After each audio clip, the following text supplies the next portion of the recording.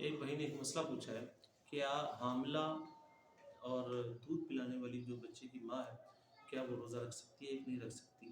اس بارے میں نبی کریم صلی اللہ علیہ وسلم نے ارشاد فرمایا کہ جو حاملہ ہے اور جو دودھ پلانے والی جو بچے کی ماں ہے، اس سے روزے اٹھا لیے گئے ہیں۔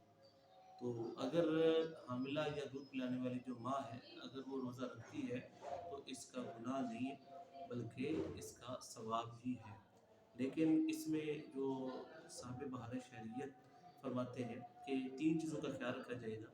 اگر یہ غالب امکان ہو کہ اس کو یا اس کے بچے کو روزہ رکھنے سے نقصان ہوگا تو پھر وہ روزہ نہیں رکھے گی، یا اس کو سابقہ جو ایکسپیرنس ہو، یعنی کہ اگر اس نے روزہ رکھا تھا تو اس میں اس کی جو طبیعت زیادہ ناساز ہو گئی تھی، تبھی بھی نہیں رکھا جائے گا۔ اور تیسرا یہ کہ اگر کوئی مستند ڈاکٹر ہے وہ منع کر دیتا ہے کہ اگر آپ نے روزہ رکھا تو اس سے بچے کو نقصان پہنچ سکتا ہے یا اس میں آپ کو خود نقصان پہنچ سکتا ہے، تب بھی وہ روزہ چھوڑ دے گی۔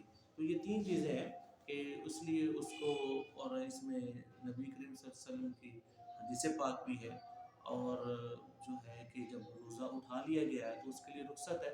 اگر تینوں میں سے کوئی چیز اگر اس کو اگر یہ ہو کہ نقصان پہنچنے کا خطرہ ہے تو پھر وہ روزہ چھوڑ دے گی۔ اور اعلیٰ حضرت امام الشاہ امام احمد رضا خان رحمۃ اللہ تعالیٰ فرماتے ہیں کہ جو حاملہ ہے وہ مثل مرضیہ ہے۔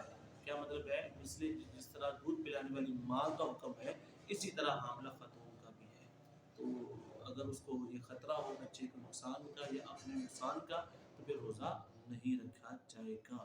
آپ مزید اس طرح کی ویڈیو دیکھنے کے لیے اور فقہی مسائل کے لیے آواز حق ندیم کے ساتھ اس چینل کو سبسکرائب کریں۔